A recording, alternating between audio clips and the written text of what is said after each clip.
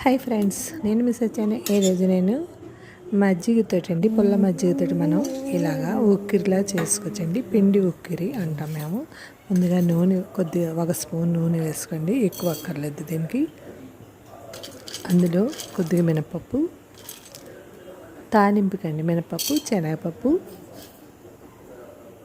ఆవాలు వేగనివ్వాలి.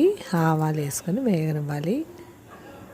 అందులోని 2 మెంతి గింజలండి, అంటే 4-5 గింజలు వేసుకోండి, ఎక్కువ వేసుకోకూడదు. మెంతి గింజలు వేసుకొని కొన్ని పప్పు అంతా వేగాక అందులో ఉల్లిపాయ ముక్కలు వేసుకొని వేయించుకోండి.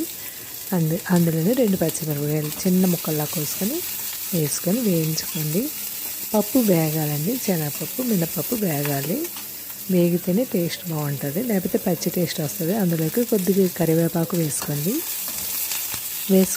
అది ఒకసారి వేయించుకోండి. ఇందులో మనకి మజ్జిగ పుల్లగా ఉండాలండి. మనకి పుల్లగా ఉంటేనే మజ్జిగ చాలా బాగుంటుంది. మనం పిండితో చేస్తున్నాం, పిండి కాకపోయినా రైస్ సూజీతో కూడా చేసుకోవచ్చు.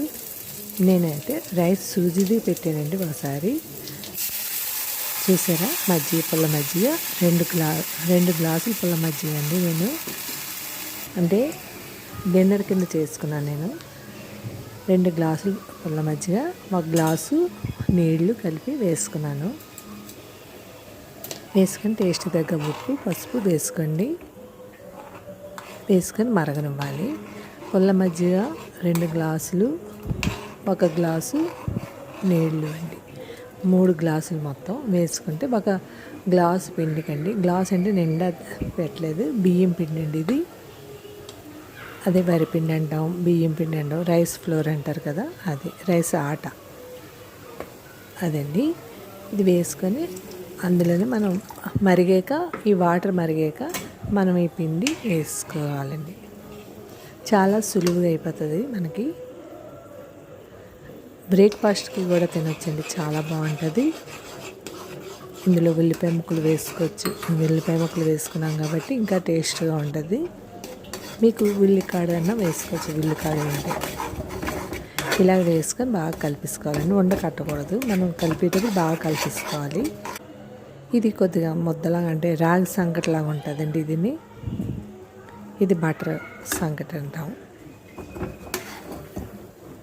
ఇలా ఒకసారి ఉడకనిచ్చి కొద్దిగా నూనె వేసుకొని సర్వ్ చేసుకోవడానండి. అంతేనండి, ఎంత టేస్టీ అయినా మజ్జిగ పిండి ఉక్కిరి రెడీ అయిపోయింది. మీరు ట్రై చేయండి. దించే ముందు కొద్దిగా నూనె వేసుకోండి. వేసుకొని మనం ప్లేట్లో తీసుకున్నప్పుడు సర్వ్ చేసుకోవడానికి ఉల్లిపాయ ముక్కలు వేసుకోవచ్చు. చిన్న ఉల్లిపాయ ముక్క తరుక్కొని అందులో వేసుకుని తింటే చాలా బాగుంటుందండి. అదే కాకుండా దాని మీద మనం బూందీ వేసుకోవచ్చు. ఏమైనా అదే కారం పూస కానీ బూందీ కానీ ఉంటే వేసుకొని తింటే చాలా బాగుంటుంది. మీరు ట్రై చేయండి. అంతేనండి. Thank you. సబ్స్క్రైబ్ చేయండి, లైక్ కొట్టండి, కామెంట్ పెట్టండి. బాయ్. Thank you.